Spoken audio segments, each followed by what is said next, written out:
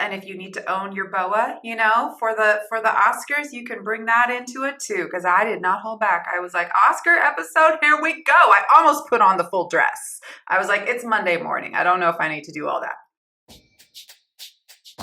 We're girlfriends of a certain age. In midlife, we got a lot to say. So let's get loud.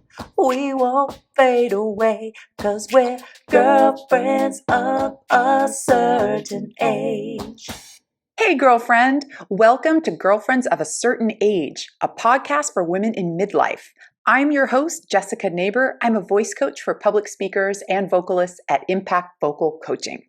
And I'm your host, Fleshay Hesh. I'm a business coach and work-life balance expert for moms. We are recovering good girls, and we are living well in midlife. Wait, Fleshay, what is a recovering good girl? Well, Jessica, it's someone who used to care way too much about what everyone else thought about her. And now she does not give a bleep anymore. Love it.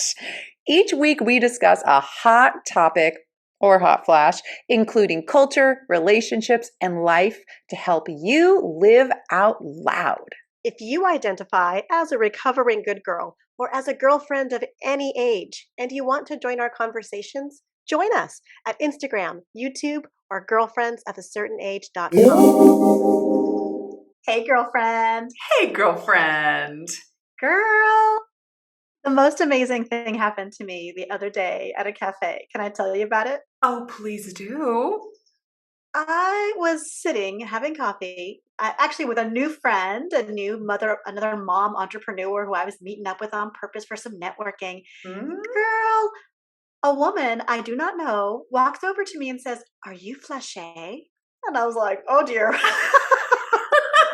this?" She was like, "You're at that podcast, Girlfriends of a Certain Age. I listened to it, and I could not believe that out in the world, I got recognized for our pod." Oh my gosh, fan moment. Fan moment. That's so cool. Her name is Tracy, and she says that she knows you. And it was the most amazing moment because, well, I was already giddy and flying high, meeting this other awesome woman. Shout out to Khadijah. We were having a lovely visit. And I all of a sudden had this moment of like, not only am I connecting with this other woman, the words that I'm speaking, the work that I'm doing with you on our podcast I got this instant reminder of how many other hearts and minds you and I are touching in this work together. I love it. I love it. I think that's so cool. I know and love Tracy. We go back to preschool. We had our little kids in preschool together and we have stayed in touch all these years. And so she's really been wonderful. She gives feedback about our podcast. And I love that she went out in the real world, never having met you. That's the best. That's the best. It really was. It also was this great reminder of the community that you and I are building. And here was this unintentional, unexpected moment of community. And I love, so Tracy, thank you for coming up and saying hello to me. You not only made my day, but it was just such a fun moment too. And then Khadijah was like, "You've got a podcast?" after Tracy walked away. And I was just like, oh my goodness, all these universes colliding all in one moment. It's beautiful. It really is. It reminded me too of something Stacey said in the recent episode that we did with her about motherhood in midlife. And that was this idea of getting big, of getting bigger, Yes. because I, in that moment, had to get bigger to hold these two realities. And I did it. I mean, I don't know how gracefully I did them, but I did them. And it was just really wonderful, really a beautiful thing. And so it's so fun to share with all the girlfriends. And it shows you that what we're trying to get loud, we're trying to be heard and seen, and it's working. So yes, taking up that space and being comfortable with it is a beautiful thing. It also is a kind of juicy segue into today's show, which is all about a woman who is absolutely getting the spotlight and blowing up big time right now on the Academy Awards. So we're going to be deep diving about our sister, Michelle Yeoh, who just won the Academy Award for Best Actress. And you and I are coming to this from two very different points of view. I am a cinephile. I am a movie adorer. I love the Oscars. I know they're fluff and they're very tricky, but I just do love them. I just went to an Oscar party and celebrated her victory with a group of other cinephiles. So I'm coming to this with, my boa and all kinds of fun observations about her. But the reason we chose her is because of something she says in her speech. We're going to share it in a minute, where she really talks about like not feeling like we're past our prime, and just preached it to everybody. And I think you and I were like, oh yes, we need to honor this. So that's where I'm coming to our crowd. How are you feeling about all things Oscars and winning awards like that? Yeah, I didn't even know the Oscars were happening. I never know what the movies are. My husband and I are so funny. We used to go to movies before we had kids. And then during the course of us becoming parents, movies started coming into our homes. You could get them on Netflix. And so we were like, why are we going to go and pay $40 and get popcorn and watch a movie when we could just stay home and do that here? And so now, like, we see very few movies. I feel like I live under a rock sometimes when you're talking about movies. I'm like, oh, okay. If you highly recommend it and mention it 7 times, there is a chance I might see it when it comes out next year on Netflix. And for me, that is what movies have become like. And for me, the Oscars, I don't get them. I mean, I love seeing the pictures of the pretty people, right? But I never know what the movies are. I often have no idea who the actors are. So when you told me about Michelle, and then you told me about her acceptance speech, I got the chills. And for me, that's very affirming for me of my intuition of like, that's a yes. Like I get positive chills in the front, and the negative ones I feel in the back. So I got the good chills of like, I want to know more about this. You sent me a link. And so I got to take it in, and I was just a hell yes. And I could see her excitement and enthusiasm, and how raw and authentic. It didn't feel like a rehearsed speech, but there's just that idea that we're not past our primes, and we actually want to play a clip of it so we can everyone can feel the feels. Let's play it. Let's hop right in so we let all our girlfriends in on this. Let's do it. Goes to Michelle Yeoh.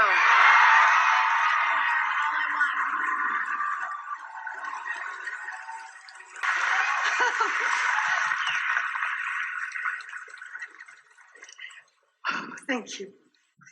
Thank you for all the little boys and girls who look like me watching tonight. This is a beacon of hope and possibilities. This is proof that dreams dream big and dreams do come true. And ladies, don't let anybody tell you you are ever past your prime. Never give up. I have to dedicate this to my mom, all the moms in the world, because they are really the superheroes. And without them, none of us will be here tonight. I'm trying not to cry right now. Just such a powerful moment. And the way it even end history in the making, that she also in that moment, in the enormity of winning this incredible award in front of all the people watching, that she knew that this was something bigger than just herself. Yes. And to acknowledge everybody, especially her mother. Her mom. Oh. 84, sitting back at home in Malaysia to be that mom, to be receiving that love from your daughter at this highest moment. I mean, what a gift. What a gift. Absolutely. And an honor. Yes. I watched a short clip of her mother watching her daughter win in this moment. Oh, beautiful. And people, it was interesting. I remember this feeling as a child. Sometimes my mom, I would get congratulated for something, and my mom would look so proud as if she had done it herself. And I would always have this funny thing of like, why? She's acting like it's hers almost. And now I'm a mom, and when my kids win things, I'm like, oh, hell yes. I know. Hell yes, I'm a part of that. I drove you to that karate championship, and I pay Right? for it. I know. So It's like certificate of completion, and I'm just jumping up and down for whatever. Yes. exactly. And there is this way that that our mothers have made so much possible for us. So shout out to your mother, shout out to my mother, and shout out to us as mothers and all the mothers listening. And I felt like Michelle saw the anchor that her mother placed in her at some point, that her Yeah. mom has, been pulling on for her, because for her dreams, for her Yes. daughter Michelle to reach her dreams. And in this pinnacle moment, it was just incredible, because I went looking in Wikipedia. I can think of maybe 2 or 3 movies that I've seen Michelle in before. Mhm. And according to Wikipedia, there were 56 movies, and I Yeah. think those were just the ones in English. And she Yeah. said she got her start in films in Hong Kong. So I'm Yeah. thinking, how many others are there? Oh, there's so many. I mean, she's been doing this for a long time. Also, just to zoom out for a moment, before we deep dive on Michelle Yeoh, the theme of thanking your mother was abundant all night long at this Oscars. And it was different from other years. Yes, this is a common thing we do. We thank our family and we thank our mothers. There was something really poignant this particular Oscars about the way people were honoring their mom. It came up again and again. It was almost like someone heard it, felt it, and wanted to double down on it. It was so personal, and it felt like a real recognition of not only your family, but of your mother. I can't tell you how many times it came up throughout the night. And I was listening to another podcaster on Pop Culture Happy Hour also observed the same thing. She said it was like the year of the mom at the Oscars.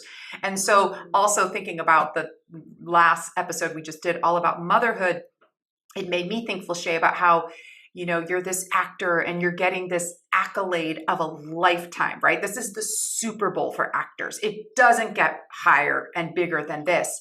And there's something that I found so interesting about being on the grand stage, getting the largest universal accolade, and then going back and thanking your mommy. How beautiful is that? That this mom that we talk about so deeply in motherhood episode launches this.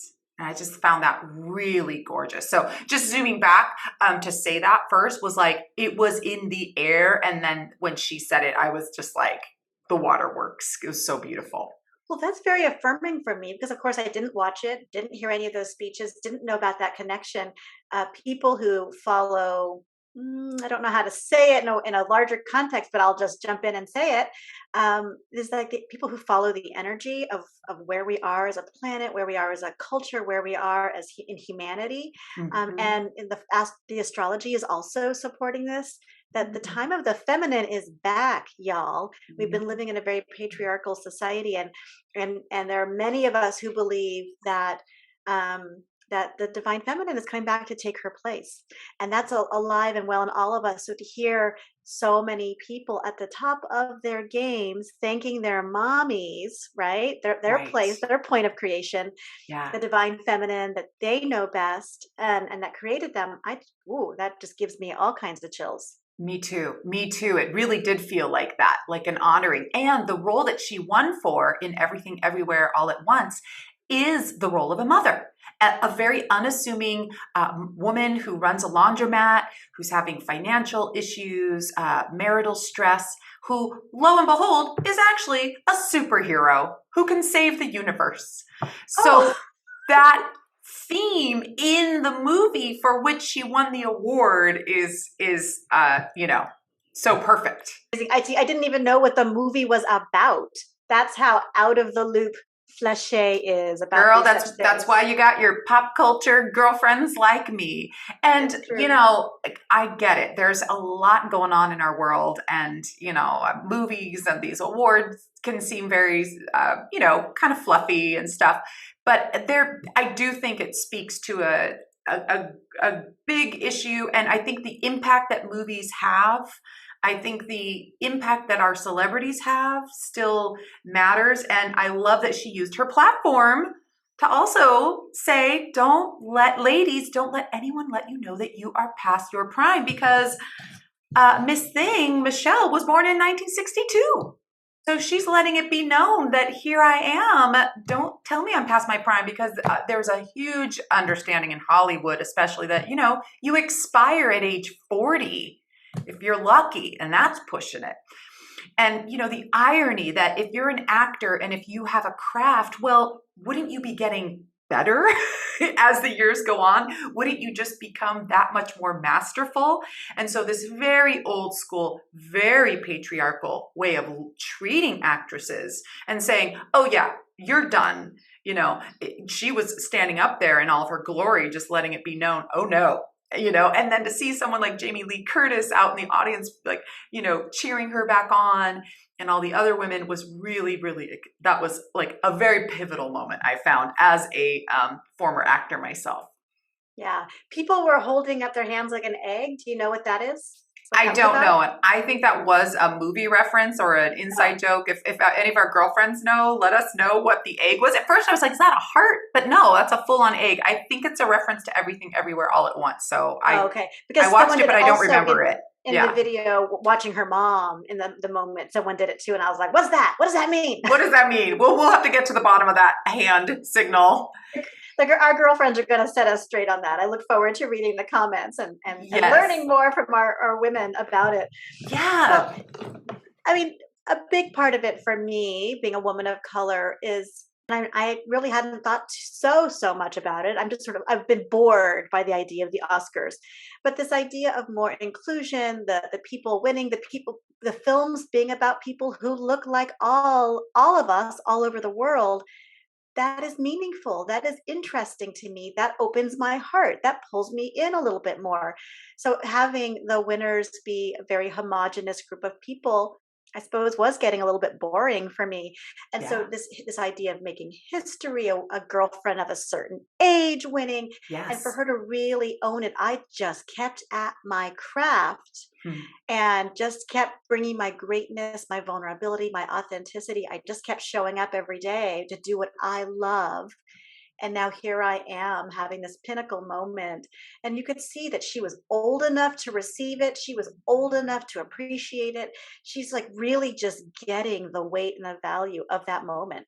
Yeah, and you're right. This is only the second woman of color to ever win the award in 95 years. I mean, what is wrong with us?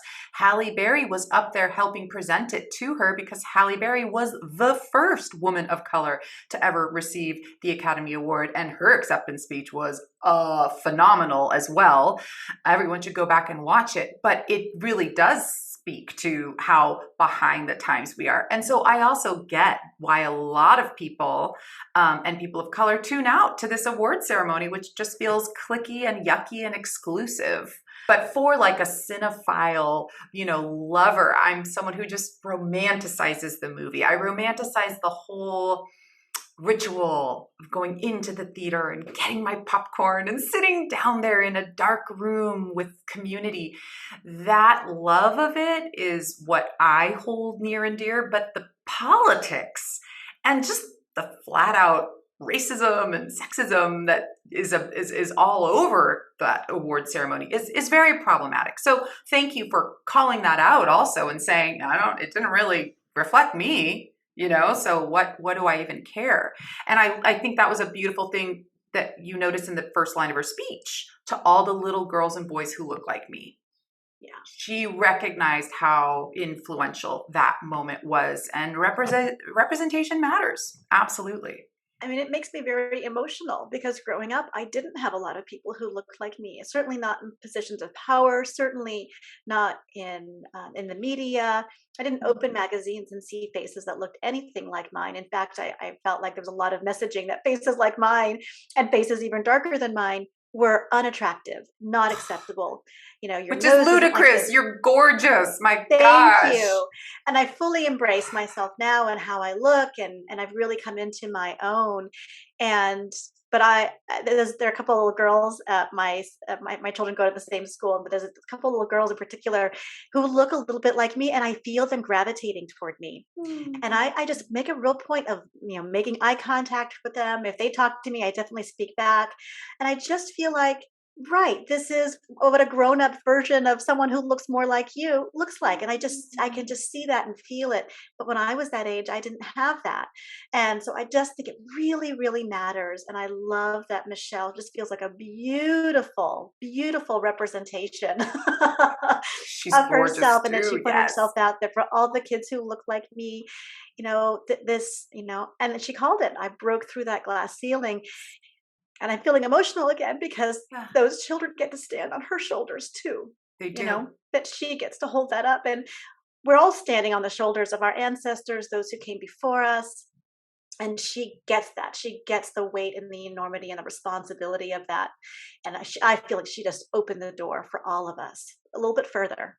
She So sure I did. thank Michelle. I thank her very much. And I just want to thank you as your dear Tears. girlfriend. No, but for being so real and vulnerable with, frankly, an attempt to erase, your existence from not seeing it, mirrored back to you growing up, and how painful that is, and how painful we still hear from you. It was not to make you a victim, but just to say that, it infuriates me when I think about places with power like Hollywood or, politics that don't reflect back the abundance of beauty in all of its shades and forms.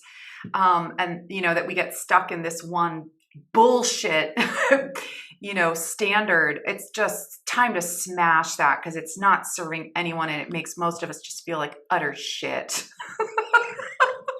It's true. It's true. Thank you for saying it like that. Thank you for allowing me to have my tears and my feelings about it because I actually feel so much better now. I was not expecting that to come leaking out of my face and out of my heart, but there it is, like another part of being a woman of this age. I'm sure, I think I do cry more easily now and I get over it very quickly. So it feels good. Feels good to let it out. And ultimately they're tears of joy and tears of healing because I don't feel held down anymore. I don't feel held back.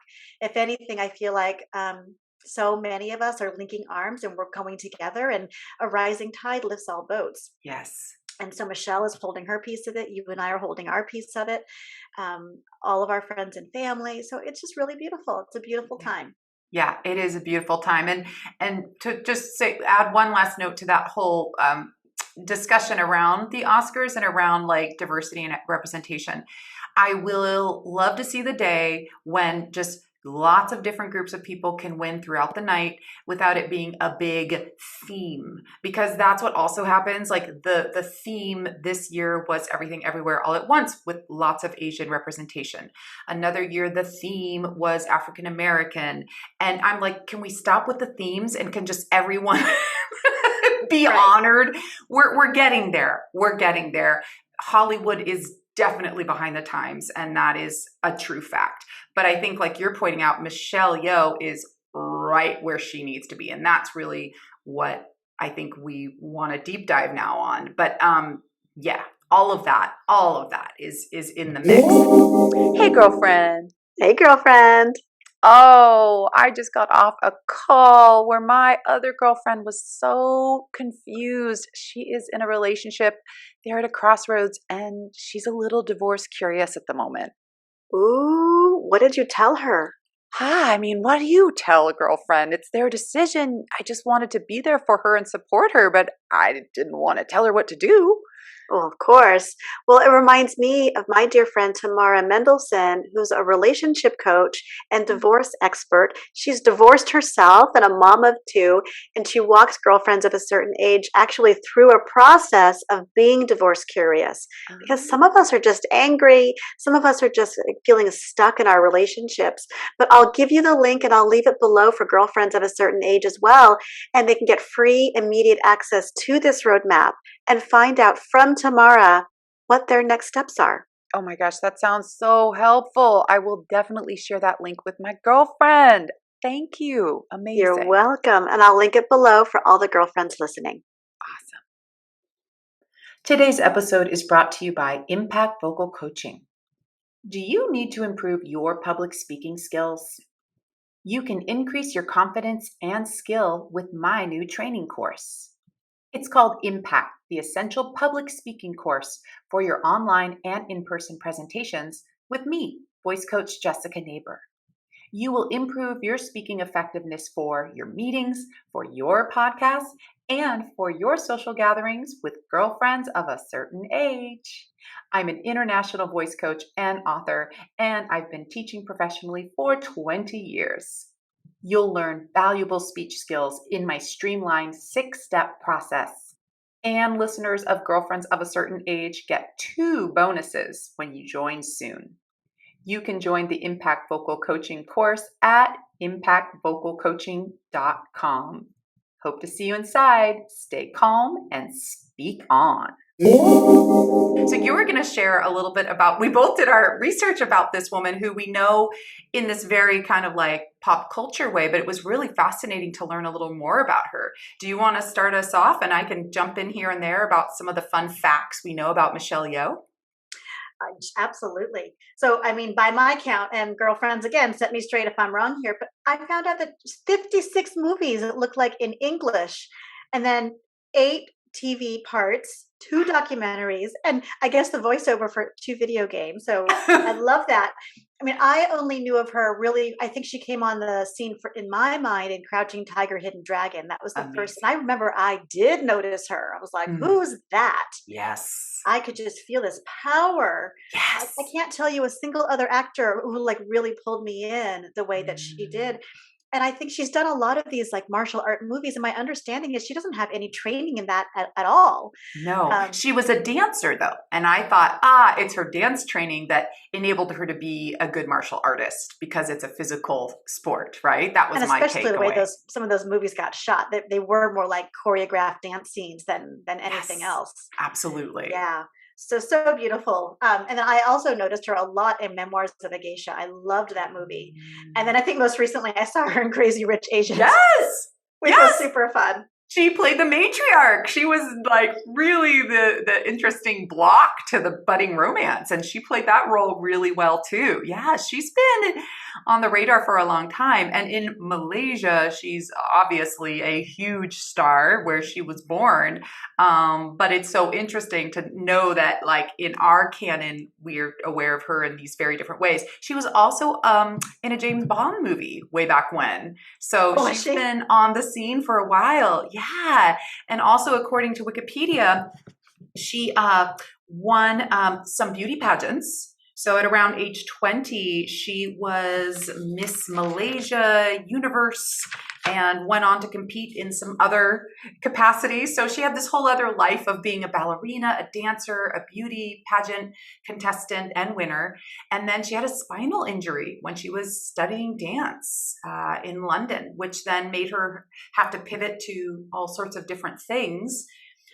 She also married early in her life and actually retired from acting for a few years, divorced her first husband, and then started acting again, which I found very interesting.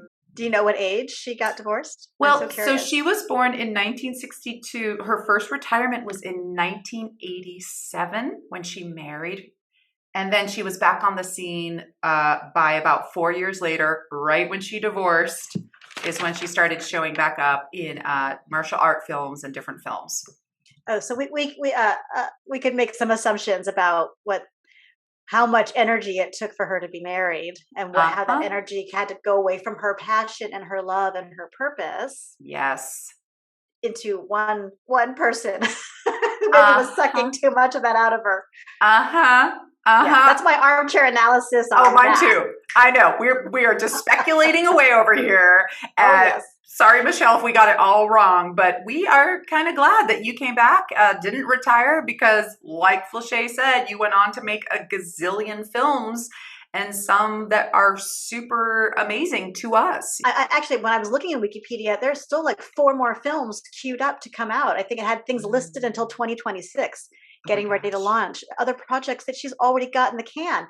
So I just see this prolific work. I see this body of work, and it's a real flesh and blood woman of a certain age who has created that. And so for me, it reminds me to keep generating, right? And Yes. that's already naturally who I am, but I feel even more energized over the weekend getting ready to do this podcast with you, this episode, and looking at her work, looking at who she is, what she's generating, and she seems to be slowing down, not at all. No. And that's Sh- how I feel in my She's life. I feel like I have more energy than ever for my work. Yes. Well, she's also an activist. She's a goodwill ambassador for the UN. She works to protect the endangered tigers in Asia. She has been an AIDS research activist. She is absolutely using her platform for all the right reasons. And as someone with a performance background, I have to say, I always really admire those people who become famous and then use their platform for good. You know, it's so easy, I think, to go either into hiding if you get famous, because frankly, it looks kind of like a shit show, or to just be a very self involved narcissist. But to see someone like this who's using that status in such a humanity caring way, I think speaks volumes to her. And I think we felt that through her speech. You just felt her like channeling this greater cause that, like, this isn't about me. This is for so many different things. And I just loved that when I saw that and when I got excited to think about our talk today, made me feel like, you know, I know probably a lot of us girlfriends listening are like, well, how can I do that? I'm not this famous person. But I just think in our influence, in our realm of influence, how can we try to kind of use whatever platform it is, even if it just is at us at the dinner table with our families, you know, kind of reminding us all that we're here for a greater good, you know, that it's not all about us and just our little tiny microcosm nuclear family. Because I don't know, Felicia, about you, but I don't feel like we're always supported to think that way. You know, we're very fear-based. It's very easy for us to go in and worry so much. And yet, really, to kind of hold that container, that space for this bigger thing is what's frankly going to help us survive. So I was all for that with her. It's true. And I'm just thinking a lot more lately. I don't know if this is from the age I am or the things that I've been studying lately, but I think that we're so focused on this idea of modern life right now. But Mm. there's so much wisdom and experience that came behind us. And to me, the gift of this time is bringing those two things together. And I saw Michelle doing that in part by acknowledging her mom, but also acknowledging the people who are going to come after her, right? The people she's flung the door open for, the people who will be standing on her shoulders. You know, and I'm getting the good chills again as I think Hmm. about that. And that's what real life is. It's all of it. And so it's not just us and these nuclear little families. Traditionally, families lived together generationally, right? Yes. And life was more about survival and like taking care of ourselves and each other. And we've gotten so individualistic. And just to me, that's a lot of what I saw Michelle standing up for and speaking to. Yeah, I agree with you. That's a really interesting way to connect it, Felicia. When you talk about honoring the past and honoring the mother, there is something that's so true about that. It's ancient wisdom. It's what we've done for for eternity. And we oftentimes get so curious in what's next and what's hot and what's new, but we really miss out on that richness of honoring the whole thing. I love the way you made that connection. And I think that is partly what's going on right now. I'm excited. I love how you're sharing that it's the time of the feminine. Let's bring it. Let's bring it. We need some help. So We really if do. it's about us finding that feminine, and we talked about this in an earlier episode too, the idea that the feminine doesn't only have to be in women, that there's a balance of the feminine and masculine in all of us. And that our whole world, frankly, is out of whack. uh, as far as feminine and masculine, and that we're really sick without more of that balance, right? That having the emotional connection, having the grounded, rooted, birthing connection rather than, you know, what could be considered more masculine characteristics. And they're not all, it's not all bad and all good, but it's not balanced, is it? It's not balanced. And it's interesting that you and I are having this conversation today. It's the spring equinox as we record this. Oh my And so gosh. it's the time of March 20th. the equal day and the equal light. And Interesting. so I'm getting the good chills again. So Oh, many of us are looking outside for the shifts and changes, but really they start inside of us. So if we want to see more balance or more divine feminine or bring more of that femininity, we need to bring it. We need to bring it to work. We need to bring it to our families and how we cook and how we interact with our community and yeah. take care of ourselves and each other. So I think that's the other gift of this time, that we are far more empowered than any of us like have even been educated to Hmm. have more of the change that we want to see in the world. And that begins in our little worlds and how we take care Hmm. of ourselves and each other. So I had no idea we'd be going in this direction today, but it feels very appropriate and very, very lovely and very sweet. Very lovely. And just to share one last anecdote, most young actors have a fantasy of winning an Oscar award, and we practice our speeches in front of the mirror. And I will not lie, I was that young, you know, girl practicing my speech. And it's funny, I hope mom was on my list. Well, it's never too late. You should keep that mental rehearsal. Like even Mom, top if athletes you're do that mental listening to this rehearsal. podcast, for this makeup award that I'm just giving myself right now, I'd like to thank you truly from the bottom of my Yes, I love it. I heart. love it. I know your mom felt that and received it. And Absolutely. for whatever, I don't know what awards I might qualify in the future, but yeah, mom, you're right there with me. It's all possible thanks to you. I love it though, right? Like that's realness, like really honoring the mom and all that she does and what can happen from that source is life. Right. And all the moms who haven't been acknowledged, I think too, Mm, motherhood, I feel like we're dipping into the old episode, but motherhood too traditionally has been kind of a garbage job, right? It's been one of the few realms where women are given like full reign, like, oh, you're going to raise the kids, do it, whatever you think. Yeah, right, yeah, yeah, just do that. right. And you're like, But wait, with can I get a very little little, help here? Yeah, but with very little gratitude, very little help, right. very little acknowledgement and appreciation for the gifts that the mother does provide at every stage of life, Mm-hmm. right? And I think Mm-hmm. motherhood traditionally has been this thing where you're just allow yourself to be an old rag that gets wrung out every drop of you taken, and then the Mm-hmm. kids just run off with all the good stuff, Right. and so I think that there is something about slowing down and coming back and including that energy, even if you have a tricky relationship with your mother, Mm-hmm. which is a lot of our girlfriends are in that state. They hear us talk about, like, I don't want to thank my mom for anything, Mm, because it's a tricky thing, but it's the energy of mothering, or the archetype, I think, because there yes. is a way that we can heal our relationship to the archetype, if not the human.